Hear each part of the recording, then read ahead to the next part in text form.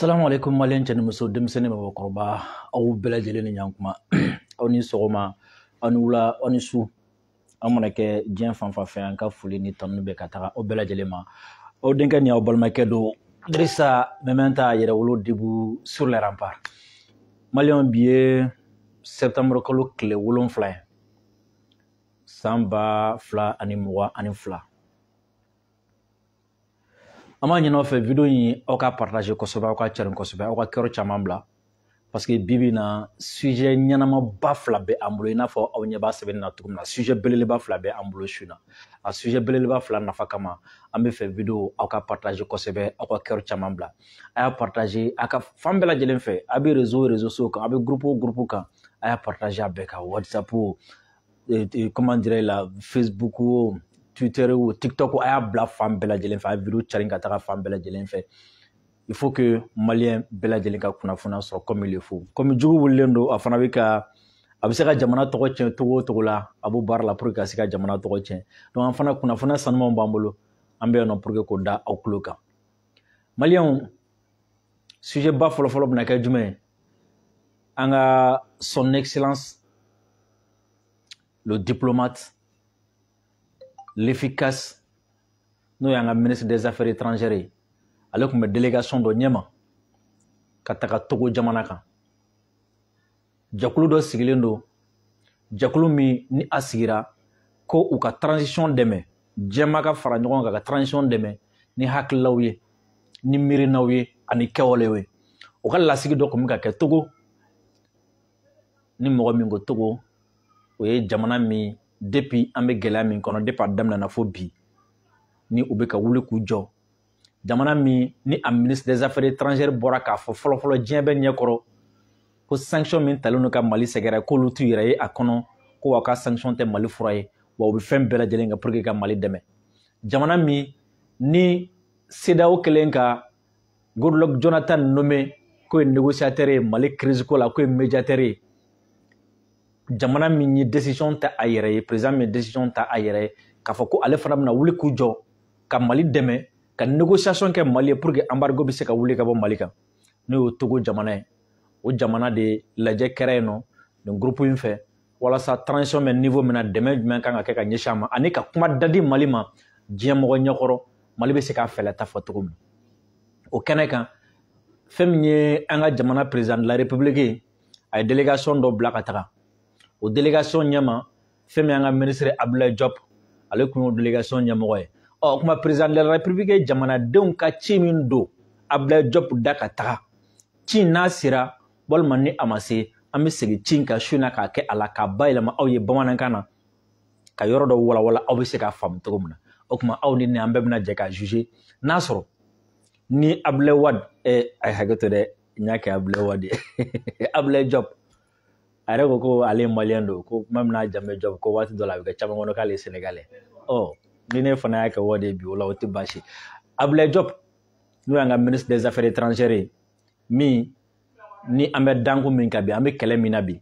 levier fila min bɛ yen ni a levier fila n'a a binna Mali bɛ wuli bi n'a wulila Mali bɛ wuli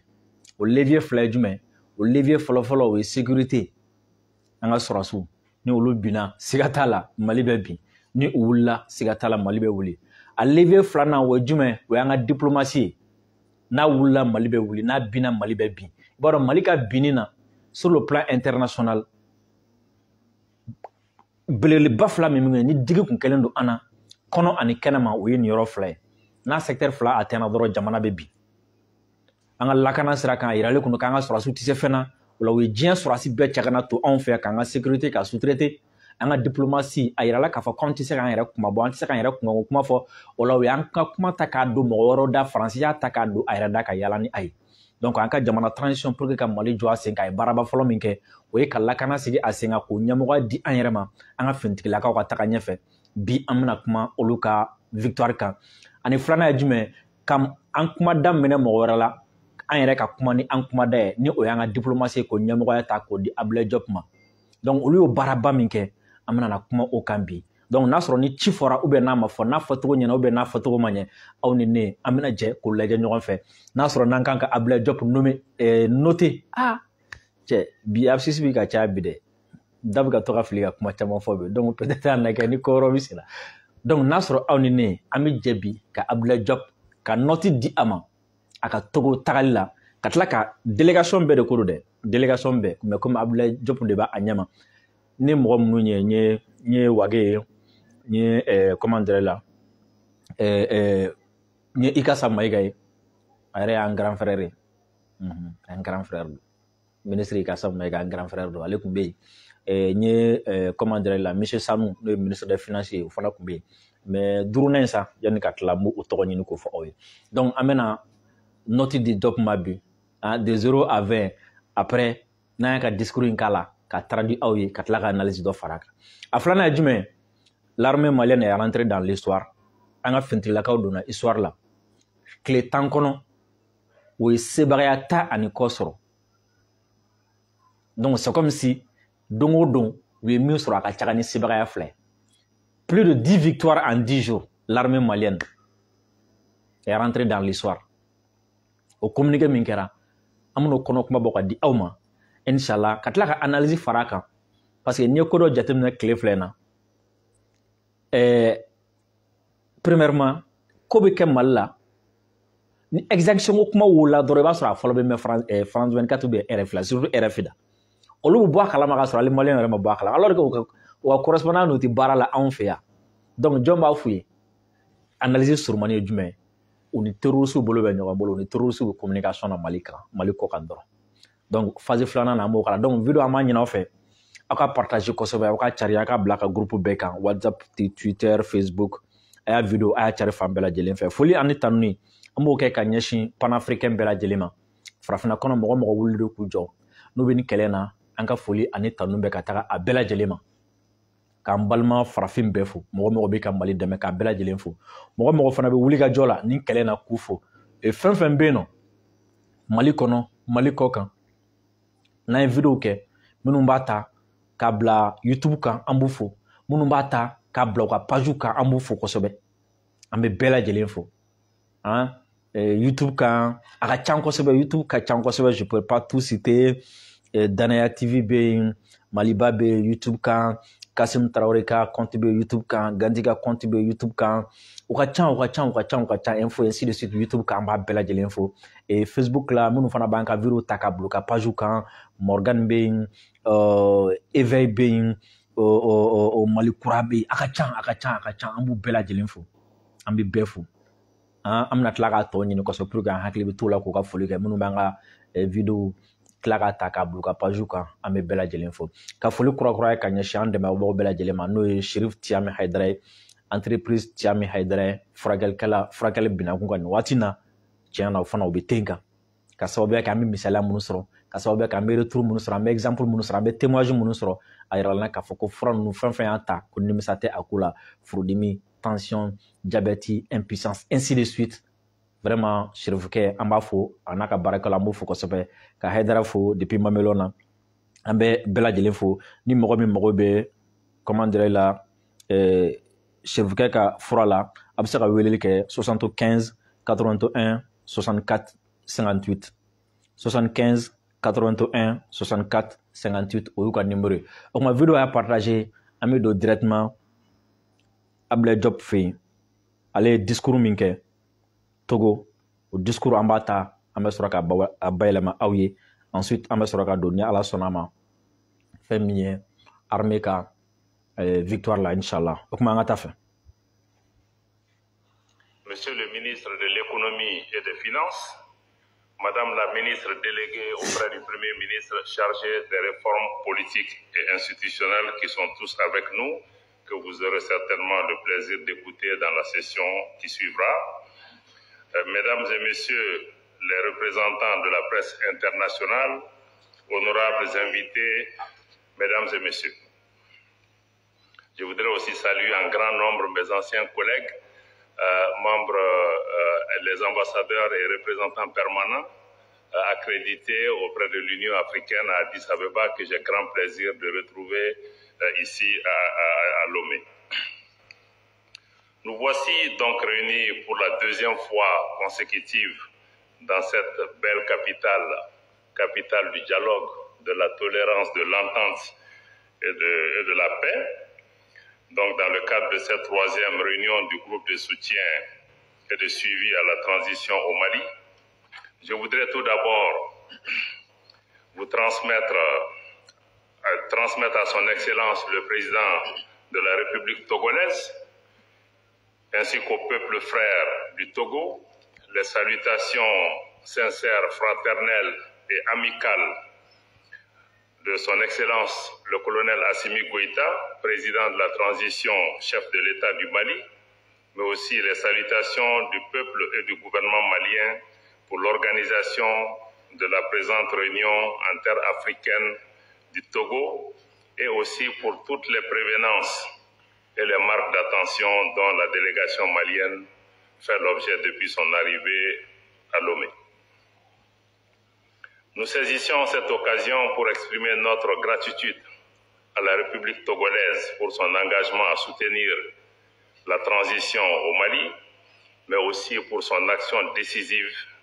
ayant permis, auprès d'autres, la levée des sanctions économiques et financières de la CEDEAO et de l'Union économique et monétaire ouest-africaine contre le Mali. Je ne saurais poursuivre le chapitre des remerciements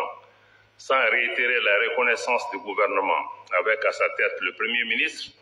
mais aussi la reconnaissance de l'ensemble du peuple malien à notre organisation continentale, l'Union africaine, qui, à travers le Conseil de paix et de sécurité, a eu l'initiative de mettre en place le groupe de soutien et de suivi à la transition au Mali pour accompagner et soutenir le processus de transition au Mali pour une mobilisation coordonnée des soutiens multiformes de la communauté africaine et internationale en appui aux priorités définies par les autorités de la transition. Ce remerciement s'adresse également à tous les pays, frères, amis et partenaires du Mali, mais aussi aux partenaires bilatéraux comme multilatéraux, notamment l'Organisation des Nations Unies, la CEDEAO, l'Organisation de coopération islamique, l'Organisation internationale de la francophonie, dont le Mali est membre, pour ne citer que quelques organisations internationales et régionales impliquées dans la résolution de la crise au Mali et au Sahel. Je ne voudrais pas oublier toutes les autres organisations dont nous ne sommes pas membres, qui ont eu aussi une contribution significative pour la résolution de ce qui est convenu d'appeler la crise au Mali. Excellences, Mesdames et Messieurs, mon pays se réjouit de cet accompagnement constant africain et international dont le but ultime est d'aider à la réussite de la transition, mais aussi de renforcer la capacité de résilience du Mali en le rendant moins vulnérable aux crises sociopolitiques. Votre mobilisation massive en ce jour démontre une fois de plus la détermination et la solidarité agissante de la communauté africaine et internationale à accompagner et à soutenir davantage le Mali pour une stabilité durable. Dans le cadre de cette mobilisation, mutualisation et coordination des efforts, le Mali sait pouvoir compter sur l'alignement de nos partenaires sur les principes clés qui guident la... D'abord, le ministre Abdoulaye Diop a pour que k'a yira fɔlɔ ko Mali ye jamanaba don, a bɛ adamadenya tagabolo dɔn, a bɛ adamadenya tagacogo dɔn, a bɛ se kuma na, a bɛ se kuma kɛcogo la, a bɛ se kuma tacogo ni kuma bilacogo la, o jamana don, jamana min don fana mɔgɔ dɔgɔya jamana tɛ. Donc mɔgɔ min ni foli min ka kan bonya kɔnɔna la olu fɔra ka foli fɔ ka ɲɛsin u ma, minnu ni tanu ka kan o kɛra ka ɲɛsin u ma, bonya kɔnɔna la a ye kuma daminɛ. Mais yani n ka don discours in kɔnɔ kosɛbɛ, kuma in kɔnɔ aw bɛna faamu a la k'a fɔ ko surtout mina yɔrɔ min kɛ la k'a fɔ ko hakililajigin don, non seulement hakililajigin don, ko jaabili don ka ɲɛsin mɔgɔw ma. Parce que an ye kunnafoniya misɛnmaninw sɔrɔ k'a yira k'a fɔ ko kɛnɛ in ka ɲi. Caman kun bɛ k'a fɔ kɛrɛfɛlaw fɛ, oui, Mali bɛ k'a yɛrɛ mabɔ bɛɛ la, Mali tɛ se ka taa ka mɔgɔw to, n'u sɛgɛnna u bɛna tila ka segin ka na anw ma tuguni, wa jagoya yɛrɛ don ka tila ka segin ka na communauté internationale ma tuguni, u ka tila ka segin ka na Faransi ma tuguni, Mali ɲɛmɔgɔw bɛ baara min na nin ye u b'u k'u yɛrɛ mangoya de, u b'u k'u yɛrɛ manja, mɔgɔ tɛ se ka gɛrɛ u la, mɔgɔ tɛ se ka kuma u fɛ, ɔ nin kuma misɛnnin kun bɛ ka caya fan bɛɛ fɛ hali sali kɔnɔ dɔw tun b'a kuma misɛnninw na dɔw ye discours ta olu ye kɔrɔmatigɛliw kɛ ka yira k'a fɔ Mali bɛ k'a yɛrɛ magoya bɛɛ ye Mali bɛ k'a yɛrɛ majaya bɛɛ la a bɛ baara min na o kuma o la a bɛna faamu Ablaye Diop ka discours in fɛ a bɛ ka Mali ka taasira min ye a bɛna nɔgɔ bɔ a la k'a jɛya bɛɛ président Assimi y'a bila min na a bɛna nɔgɔ bɔ a la k'a jɛya bɛɛ wa k'a yira bɛɛ la k'a fɔ ko Mali ma mɔgɔ gɛn Mali tɛ ka mɔgɔ gɛn nka tagabolo de bɛ Mali la tagasira de bɛ Mali la laɲini de bɛ Mali la jɛɲɔgɔnya cogoya dɔw de bɛ Mali b'o sira de kan parce que Mali ye jamana min ye ani bɛɛ tɛ se ka jɛ kan bɛɛ kan o kuma a bɛna faamu o la mɔgɔ minnu bɛna na kuma in lamɛn olu bɛna faamu n'i y'a ye mɔgɔ o mɔgɔ ni Mali man di c'est que o tigi ni zon tɛ namaratɔ ou bien ni binganikɛla don n'i y'a ye mɔgɔ o mɔgɔ ni Mali bɛ kɛlɛ la o tigi bɛna faamu Diop ka discours in fɛ a ye kuma in fɔ yɔrɔ min na diɲɛ bɛna faamu mɔgɔ o mɔgɔ ni Mali man di tile filɛ in na ni zon tɛ kalabanci don ou bien binganikɛla don mɔgɔ o mɔgɔ ko Mali ye n gɛn zon don bingani don kalabanci don parce que Mali bɛna taa fan fɔ k'a taga yɔrɔ fɔ k'a taa sira fɔ k'a taa cogo fɔ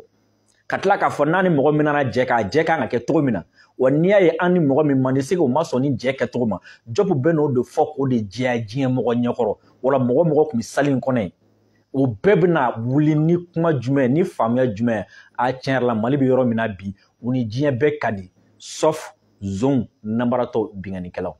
o kuma Mali ni diɲɛ ma ka jɛ kan ka taga sira min fɛ Mali ni jamanaw ka jɛ kan ka taga sira min fɛ Diop bɛna da don o de la nin yɔrɔ in na sa k'a walawala ani ka tila ka mɔgɔw bɛ yen nɔ minnu bɛ yen nɔ olu minnu ka nin yɔrɔ sɔrɔ a la minnu bɛ ka yaala yaala k'a fɔ fan fɛ discours misɛnmaninw ni kɛrɛfɛlaninw fɛ a ye ninnu to yen n'u sɛgɛnna u bɛ n'an yɔrɔ la yan o obligé len don ka segin ka na communauté internationale ma olu ka jaabi bɛna sɔrɔ a kɔnɔna la. Sur les principes clés qui guident l'action publique de notre pays, conforme Diop ko ka sanga ni président de la république ka kunkilenna ye ko tagabolo dɔw de bɛ yen nɔ o tagabolo de bɛ Mali gouvernement Mali jamana bɛ baara o baara kɛ kɛnɛkan baara la ko tagabolo dɔw de bɛ yen nɔ tagabolo minnu ni a sira dɔw de bɛ yen a bɛ boli o sira ninnu fɛ ɔ kɔrɔ ko mɔgɔ mɔgɔ n'i bɛ fɛ ka baara kɛ Mali fɛ i bɛ fɛ ni Mali ka baara kɛ taabolo sira minnu bɛna fɔ i k'i jija i jogo ka boli o sira ninnu fɛ i ka tagabolo i ka kɛwale ka boli o sira ninnu fɛ n'a ma boli o sira ninnu fɛ o kɔrɔ ko ni Mali tɛ kulon kelen kɔnɔ i ni Mali tɛ se ka taa kulon kelen kɔnɔ Diop bɛna da don o boli siraw de la. De notre pays, conformément à la vision de son Excellence le colonel Assimi Goïta, président de la transition, chef de l'État, principes clés qui sont les suivants: le respect de la souveraineté du Mali. Ko taa sira fɔlɔfɔlɔ ye jumɛn fo i ka sɔn a ma fɔlɔ wa ka tila ka a bonya i bɛ sɔn mun ma ka mun bonya o ye jumɛn Mali ye jamana min ye jamana de don jamana min ka yɛrɛma hɔrɔnya b'a bolo jamana min ni a tagabolo a tagasira a politiki jamana yɛrɛ de b'o définir n'a bɛ fɔ o ma ko souveraineté jamana de don min kan ka bonya jamana de don min kan ka lakodɔn jamana de don min fɛla kan ka ta bala wa jamana de don fana mɔgɔ a tɛ mɔgɔ ka jɔnya kɔnɔ o ye taasira fɔlɔ ye o ye principe fɔlɔ ye n'i bɛ fɛ an ka jɛ kɔnɔna na nin bonya ye diyagoya ye donc o kɔrɔ ye jumɛn Diop bɛ fɛ k'a yira sisan a y'a mɛn ko an ni jamana minnu bɛ ɲɔgɔn sama la jamana minnu bɛ ka taga lakali k'an ni mɔgɔ si man di an ka bɛnbaliya kun fɔlɔ ye nin ye o ma sɔn k'an ka souveraineté reconnue a y'a mɛn k'an ni mɔgɔ mɔgɔ ka di a bɛn kun fɔlɔ ye jumɛn u sɔnna k'an ka souveraineté reconnue o la mɔgɔ minnu y'a lamɛn olu ye hakilimaw de ye u bɛ kuma faamu a kan ka taga sira min fɛ. Le respect de la souveraineté du Mali, le respect des choix stratégiques et des choix de partenaires opérés par le Mali. Wa a sira filanan ye jumɛn fo i ka sɔn a ma ka a bonya ka sɔn mun ma ka mun bonya o ye Mali bɛ na sugandili minnu kɛ jamana taasira la sugandili kumaba minnu kɛ jamana taasira la ani Mali bɛ na sugandili minnu kɛ a jɛɲɔgɔnw na misaliya jumɛn Mali bɛ na mun sugandi taabolo la a bɛ fɛ a ka jamana ka taabolo min kan wa Mali bɛ na a fɔ ko ani jamana jumɛn ka baara kɛ fɛn jumɛn kan wa ani mɔgɔ min bɛna jɛ fo o tigi ka sɔn o ma n'a ka di an ye ko lakana sira kan anw ni Russie kan k'an bolo di ɲɔgɔn ma i bɛ jɛ ni o ye i bɛ o bonya n'a ka di an ye formation sira kan sanni feere sira kan anw bɛ fɛ anw ni Chine k'an tɛgɛ di ɲɔgɔn ma i bɛ jɛ ni o ye i b'o bonya n'a ka di anw ye comment dirais-je halisa jago sira kan baara dege sira kan formation sira kan anw bɛ fɛ anw ni Turki ka baara kɛ ou bien anw bɛ fɛ an ni Iran ka baara kɛ i bɛ jɛ n'o ye i bɛ sɔn o ma i b'o bonya k'o y'a filanan ye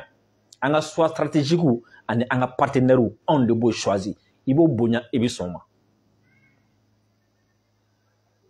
Partenaires opérés par le Mali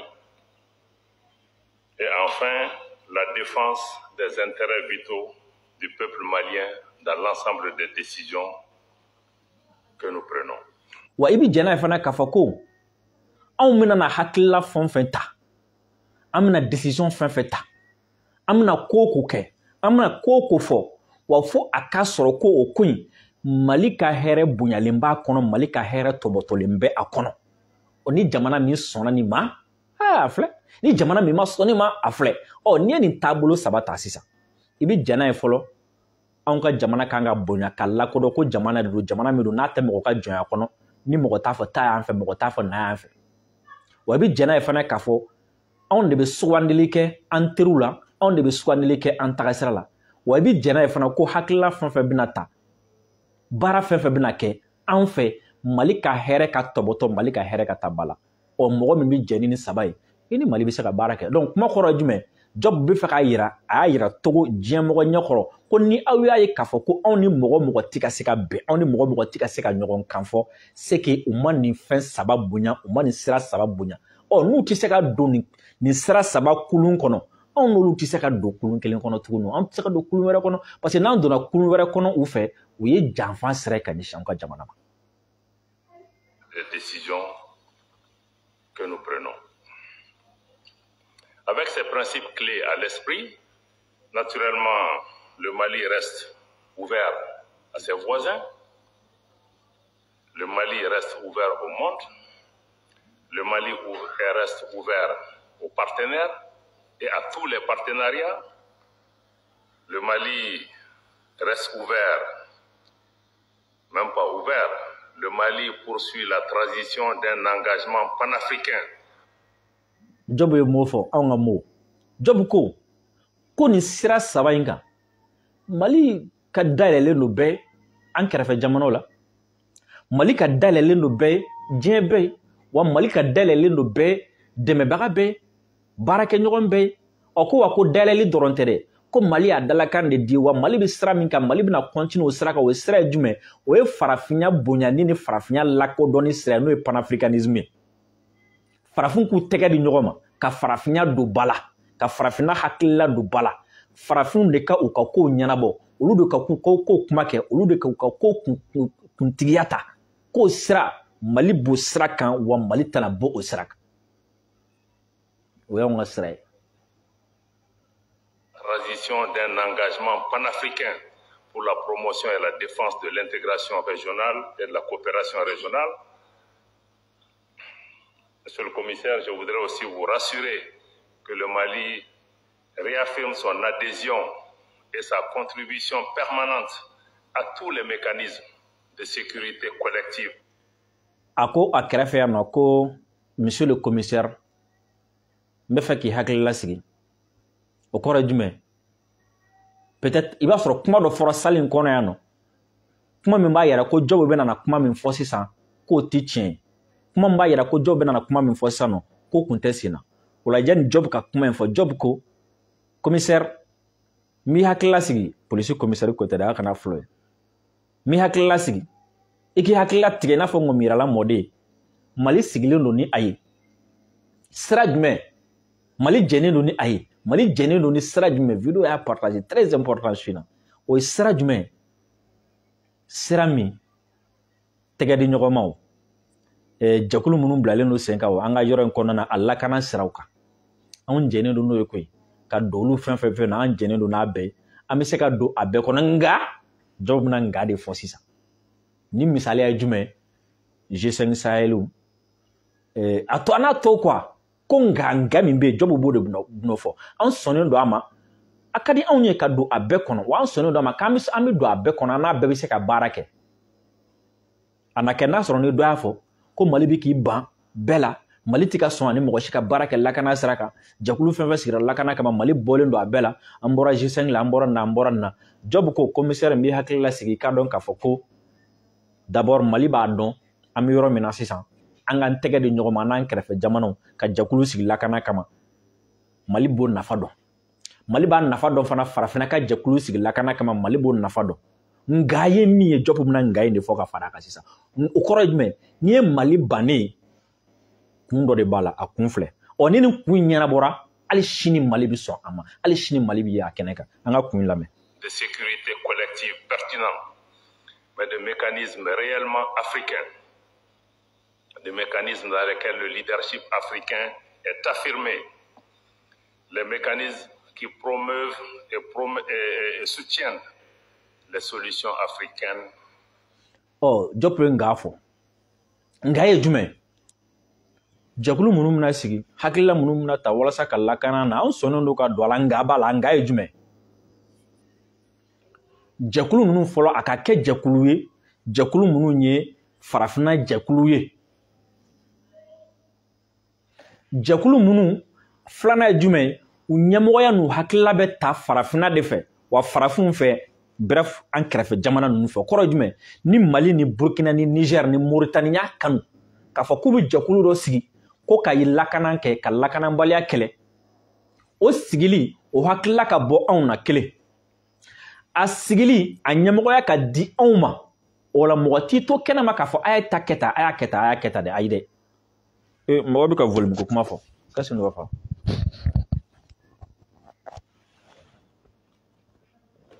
volume kay j'espère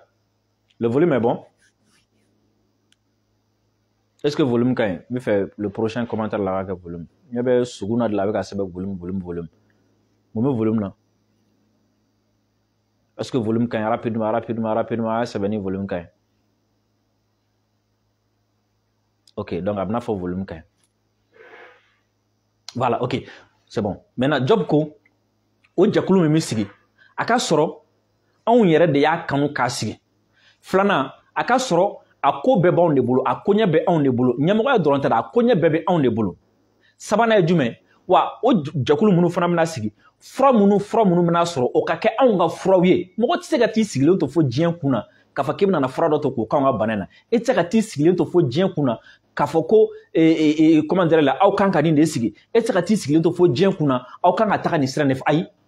on ga lakana kama on de ba don an kan ka jakulu sigi wa o jakulu fana sigili bi bon on na anyemego bi di on ma G5 Sahel nyemego ko bi France bolo takuba nyemego bi France bolo MINUSMA nyemego bi France bolo atobe nyemego bi France bolo be nyatodi ay ko cette fois-ci na on mo be mina on sono do mi na mambolo di nyogo makani be nunu ke kanani ni sra nu lakana sraka abe bo on na ay ko nyabe di on ma wa on de be afra fana nyini o ya on ka condition et soutiennent les solutions africaines aux problèmes africains. Tant que ces lignes directrices sont opérées, il n'y a pas de raison que le Mali ne continue pas à participer et même à jouer un rôle de leadership. Oh, koni ni sera numbo nyalendo. Désormais, farafina Congo, farafina ka problème, farafun yere bi fura nyini ala, a fura nyini nyamoga bi di farafuma. Koni ni sera numbo na ko sika fo etala Mali bi segi kana konna la. Wa Mali ba nyamoya ta na soro nan kan ka nyamoya ta donc khoro jume on nana bi kana fo awye ni ay job bi fa fo ni ay on tika son on bora G5 Sahel la G5 Sahel ti on bolo bi a nyamoya ti on bolo femunu kan ka ke ala on tika décider wa abi mo woro de sagoya la o la on bora la wala na bi fa nga do G5 Sahel la ou ben na bi fa nga G5 Sahel nyogo wara sigi on ne ba mis a hakilata on ne ba nyamoyata on ne ba initiative ta on ne ba akotigiyata wa fura munu kan ka on ne ba ta aka ta sra ministre munu fait on ne ba ta donc c'est comme si job il profiter ni fait ka G5 Sahel ko kuma jabi ou mama se aka denga chide blabla ka taka malla ni president bena ni ministre bena good luck bena bad luck bena mogoro bena ya masi ako ke taga sira dɔ de bɛ an mago b'o la n'o sɔrɔla dɔrɔn aw bɛ anw ɲɛ a la wa an bɛ sɔn ka ala ɲɛmɔgɔya yɛrɛ ta k'a ko dilan ka ɲɛ nka n'o taga sira in tɛ yen anw t'a la. Le leadership dans l'ensemble de ces organisations. Mais aussi, je crois qu'il y a quelques éléments clés qu'il faut retenir par rapport à notre pays. C'est que, il y a un principe qui nous semble être important, qui a souvent conduit à des tensions avec nos voisins et avec... Ako wa ko kelen bɛ yen ko principe kelen bɛ yen principe ye jumɛn tagabolo kelen bɛ yen ko wa ko tagabolo in min'o ɲɛfɔ mɔgɔ ye mɔgɔ kan k'o faamu fana tagabolo min n'o kɛra sababu ye ka gɛlɛya don an ni mɔgɔ caman ni ɲɔgɔn cɛ ala y'a kɛra sababu ye ka gɛlɛya don an ni an kɛrɛfɛ jamana mɔgɔ dɔw ni ɲɔgɔn cɛ o tagabolo in ye jumɛn hadamaden ni taabolo t'i la o man ɲi dɛ ni principe t'i la o man ɲi dɛ a ka fɔ ko karisa ti sɔn nin ma o de ye tagabolo ko ye ko dɔw bɛ yen nɔ a ti sɔn olu ma awɔ a bɛ fɔ sisan nɔ ko tiɲɛ yɛrɛ la c'est comme si jɛ kɔnɔna la karisa bɛ jɛ ni fɛn bɛɛ ye fo nin a ti sɔn nin ma fiyewu fiyewu fiyewu fiyewu a ti jɛ nin ye fiyewu fiyewu fiyewu wa n'a bɛ ko o ko kɛ a b'a kɛ tan de a b'a daminɛ tan ɔ jɔn ko tagabolo dɔw bɛ yen minnu bɛ yen nɔ n'o y'an tagabolo ye a dɔw la n'an ni mɔgɔ ma ɲɔgɔn faamu la hali n'an kɛrɛfɛ jamana dɔw ma ɲɔgɔn faamu la o jumɛn ko min nafa ka bon n bɛ n'aw hakili jigin o la jɔnw bɛ n'o fɔ. Tension avec nos voisins et avec nos partenaires, c'est toujours de ce... Je rappelle ces principes parce que ça va aider pour nos discussions, pour comprendre comment mieux interagir avec notre pays. Jɔn ko o tagabolo in n bɛna fɔ aw ye parce que an ka kuma natɔ la a bɛna a to aw bɛna faamu ni ni Mali kan ka ko kɛ i kan k'i ta ni bila dɔn quoi o de la n bɛna nin yɔrɔnin fɔ a ye donc o kɔrɔ n bɛna nin min fɔ aw ye n'a bɛ fɛ ni Mali ka bɛn ko la a ye nin yɔrɔnin intégré de a ye nin yɔrɔnin bila aw hakili la a kana ɲinɛ nin kɔ n'a bɛ na a ka na nin sira fɛ. Le principe c'est de comprendre que personne n'aime le Mali mieux que les Maliens. A ko o fɔlɔfɔlɔ ye jumɛn a y'a bila kunna ko mɔgɔ si tɛ se ka kɛ Mali fɛ ka tɛmɛ Maliyɛnw kan quoi Macron ye Faransi président de i tɛ se ka kɛ Mali fɛ ka tɛmɛ Assimi Goïta kan mɔgɔ si tɛ se ka kɛ Mali fɛ ka tɛmɛ Maliyɛnw kan siga t'o kuma la dɛ o tuma n'aw bɛ na nin fɛn o fɛn aw bila kunna ko Mali tɛ se ka diya aw ye ka tɛmɛ Maliyɛnw kan dɛ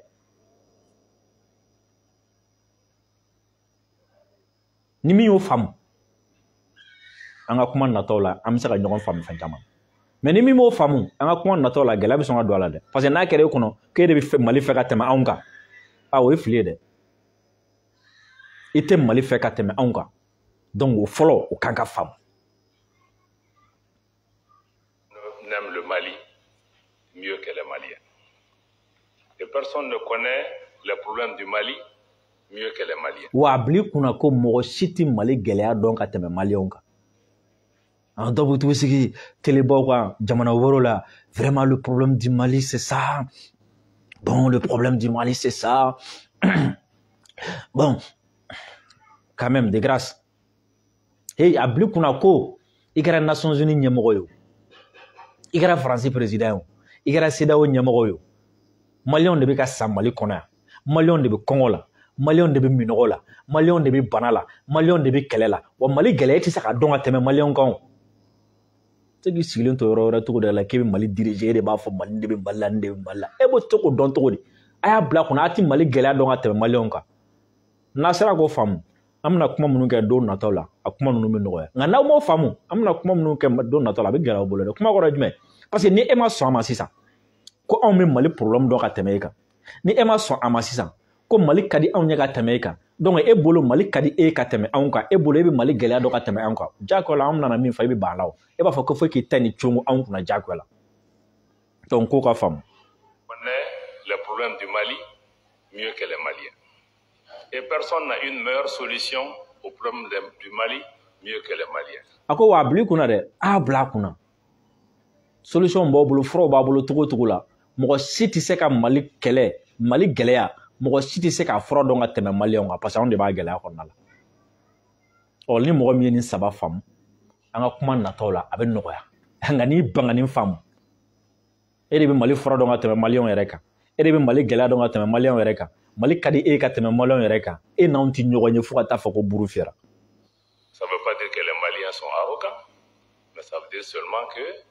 les autres qui viennent nous aider doivent prendre le temps de parler avec nous,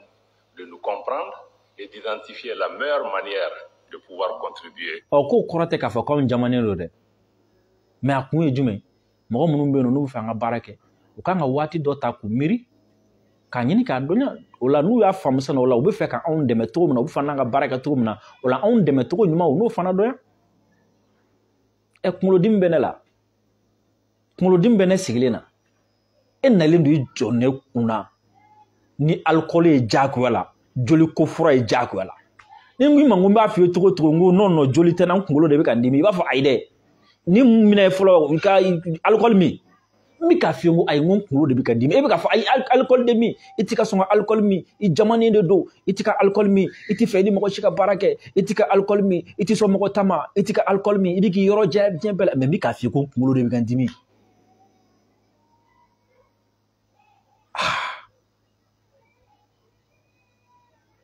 Identifier la meilleure manière de pouvoir contribuer à une solution. Donc je crois que ça me semble être important. Il est important aussi de retenir que tout ce qui se fera au Mali doit se faire avec le Malien, en accord avec les Maliens, avec la contribution des Maliens, et nous n'accepterons rien qui puisse se faire sans les Maliens ou contre les Maliens. A ye principe bɔ dɔ évoqué yan sisan an yɛrɛ bɛɛ b'a fɔ ko tout ce qui est fait pour nous sans nous est fait contre nous o ye tubabu yɛrɛ b'a fɔ ten ko fɛn o fɛn kɛra ne kama mais n'a kɛra ne kɔ o bɛ kɛ ne kɔ kan de o o ma Ablaye Diop ko fɛn o fɛn n'a bɛ kɛ Mali la a bɛ kɛ ni anw ye siga t'a la. Ça me semble être aussi une donnée importante qu'il faut retenir, corps avec les Maliens, avec la contribution des Maliens, et nous n'accepterons rien qui puisse se faire sans les Maliens ou contre les Maliens. Wa ni ko ko bɛ kɛ a bɛ kɛ ni Maliyɛnw ye a bɛ kɛ ni Maliyɛnw ka jɛ wa an tɛna jɛ n'a ye fana ko dɔ ka kɛ Maliyɛnw ko kan k'a sɔrɔ Maliyɛnw ma sɔn a ma. Rien qui puisse se faire sans les Maliens ou contre les Maliens. Je crois que ça me semble être aussi une donnée importante qu'il faut retenir. Et dans le cadre de nos rapports aussi avec nos partenaires, il est important de comprendre que le Mali nouveau n'acceptera pas aussi qu'on puisse nous imposer des agendas. Ko a fana ko an jɛɲɔgɔn fana k'a dɔn k'a fɔ ko Mali kura min bɛ yen hakilima b'a faamu n'a fɔra Mali kura hakilila b'a faamu o kɔrɔ ye ko sɔn tɛ Mali min na ko o Mali kura in tagasira kɔnɔna la ko an jɛɲɔgɔn kan k'a faamu k'a fɔ ko i tɛna Mali la ka na fɛn cogo Mali kunna dɛ e yɛrɛ ka hɛrɛ sɔrɔ sira k'i sigi dɔrɔn k'o miiri ka na k'i bɛn'o coron an kunna ayi o ti ɲɛ dɛ i tɛ n'o fugulan cogo an kunna yan dɛ wa ko jɛɲɔgɔn bɛɛ kan k'o dɔn partenaire bɛɛ kan k'o dɔn dɛ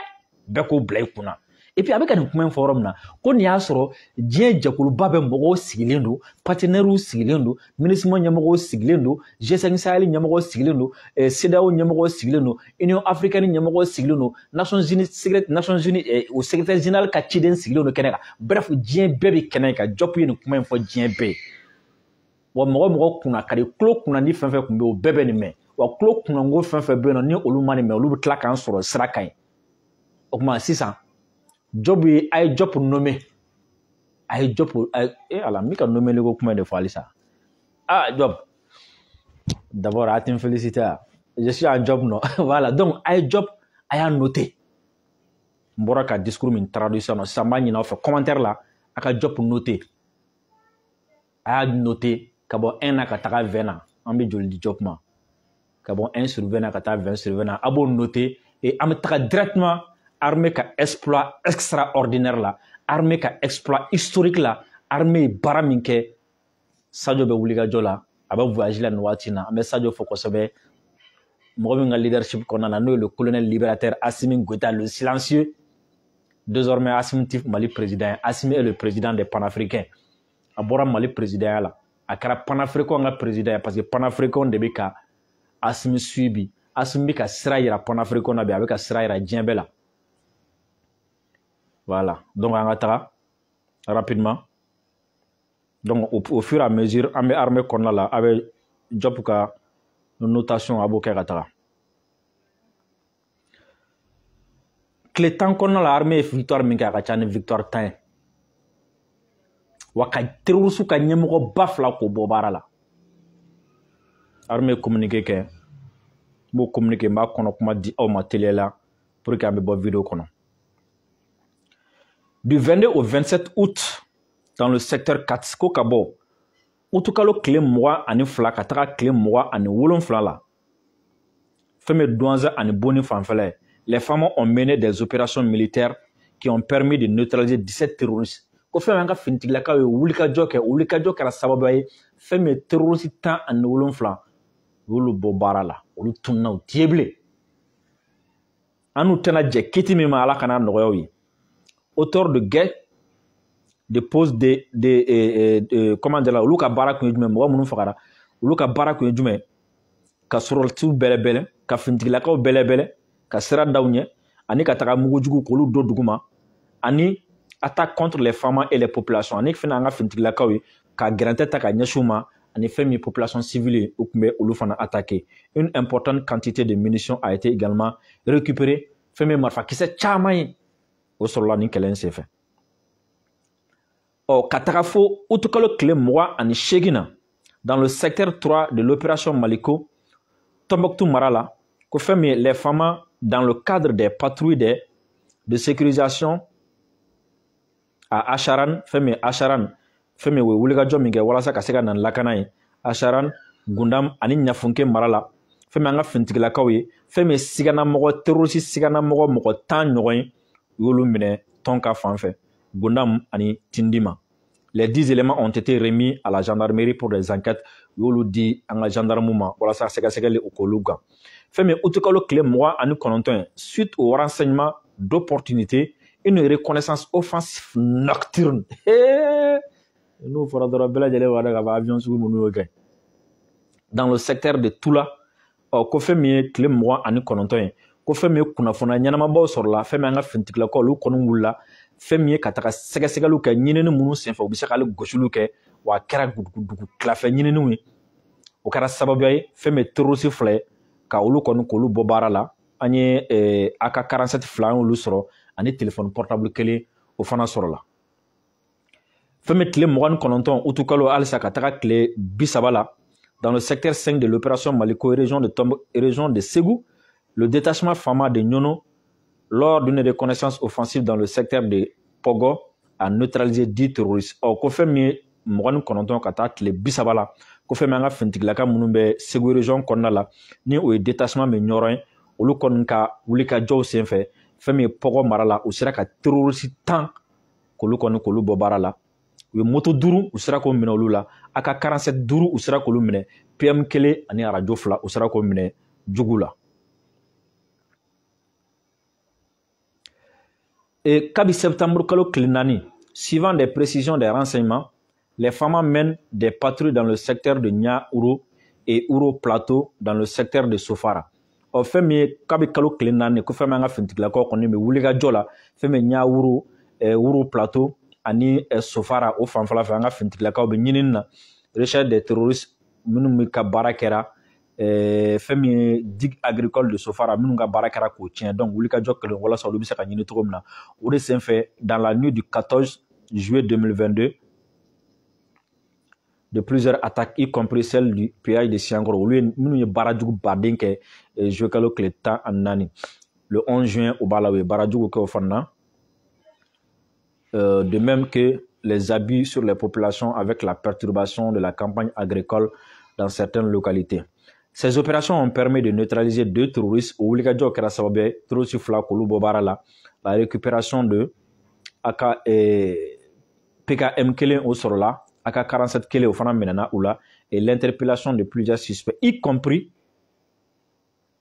de redoutables terroristes recherchés. Ko a kɛra sababu an ye terroriste caman sɔrɔ k'olu minɛ an tɛgɛ la olu la ko terroriste belebeleba caman tun bɛ yen minnu tun bɛ ka ɲini an ka finitigilakaw fɛ u sera ka olu sɔrɔ nin yɔrɔ in na ka tɛgɛ da olu kan.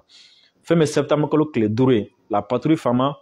dans la localité d'Oura, secteur de Tomia, olu kɔni ye mɔgɔ sigana mɔgɔ 8 ɲɔgɔn u bɛ minɛ waati min na a y'a sɔrɔ kɛlɛkɛ marifaw b'u bolo ani saku b'u bolo engrais bɛ minnu fana engrais saku fana b'u bolo olu ka baara ye ka mugujugu ninnu ka olu dilan. Les interpellés ont été remis à la gendarmerie pour enquête approfondie. Ensuite, des combats violents ont opposé les femmes à un groupe armé terroriste, probablement EGS, dans le cercle de Tessit. Ni Tessit mara ayi kuma min fɔ aw ye ka caya ni Tessit wuli ka jɔ baara ye. Fɛn min ye an ka finitigilakaw mɔgɔ 2 kɔni olu ni tora a la mɔgɔ 8 olu banana. An bɛ dugawu don kɛ minnu tora a la ye ka dugawu don kɛ minnu bananen don Ala ka kɛnɛya nɔgɔya u ye. Côté ennemi, fɛn min ye mɔgɔ 44 ye an sera ka olu bɔ baara la. Ko balilen bɛ ko cudalen ko balilen bɛ ko sudalen sa ci balilen dɔ cunna an kan san. Donc an bɛ obligé ka bita bila nin yɔrɔ la inshallah ka ɲin'a fɛ video a ka partage kosɛbɛ ni Ala sɔnna a ma ni an ka kɛnɛyaw ni an si an permettre sini ni Ala sɔnna a ma an bɛ continuer ka kunnafoniya wɛrɛw di aw ma an bɛ dugawu don kɛ aw ye mɔgɔ bɛ yen nɔ minnu ye dugawu kɛ an ye an ka farigan kɔnɔna la an bɛ u fo kosɛbɛ minnu yɛrɛ musakaw ci an ma Orange Money fɛ ani Western fɛ walasa an bɛ se k'an yɛrɛ dɛmɛ furako la an bolo fana fo kosɛbɛ minnu ye dugawu k'an ye an bolo fo kosɛbɛ mɔgɔ bɛ wuli ka jɔ la Mali nin waati na an b'a bɛɛ lajɛlen fo an b'a fɔ a k'an bɛn diɲɛ waati wɛrɛ. Assalamu alaikum.